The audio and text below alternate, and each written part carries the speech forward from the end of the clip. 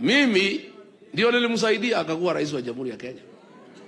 Nilienda pale Mlima nikasanya 3.8 million votes nikampatia kiti ya rais. Kufika pale akakuwa mjeuri. Akanisaliti, akasaliti jamii ya Mlima, akatugeuka, akatupiga, akaanza kutuita wakabila. Siku tulikuwa tunamsaidia alikuwa anasema sisi ni wangwana. Saa ile tumeamua tumemalizana na yeye, anasema sisi ni wakabila.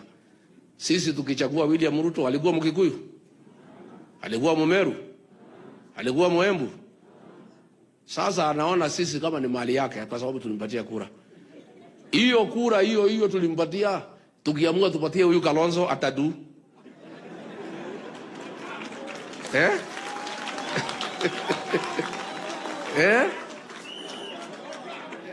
Unajua sasa mimi nilimwambia wewe William Ruto, mimi nilikusaidia na watu ya Mlima ukakuwa rais. Nilisanya watu ya Mlima nikakupatia.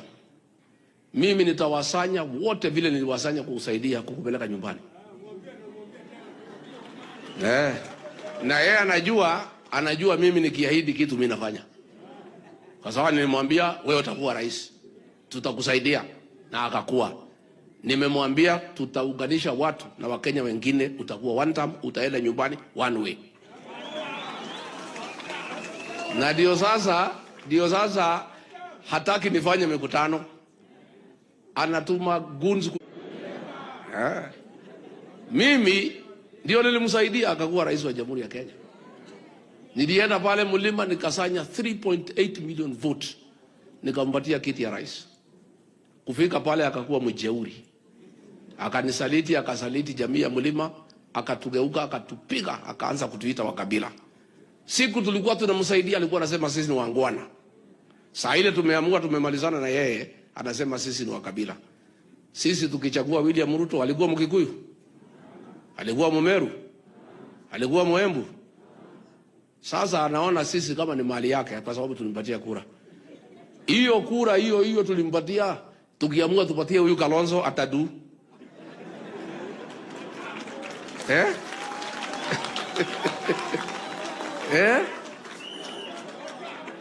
Unajua sasa mimi nilimwambia wewe William Ruto, mimi nilikusaidia na watu ya Mlima ukakuwa rais. Nilisanya watu ya Mlima nikakupatia. Mimi nitawasanya wote vile niliwasanya kukusaidia kukupeleka nyumbani. Na yeye anajua mimi nikiahidi kitu mimi nafanya. Kwa sababu nilimwambia wewe utakuwa rais.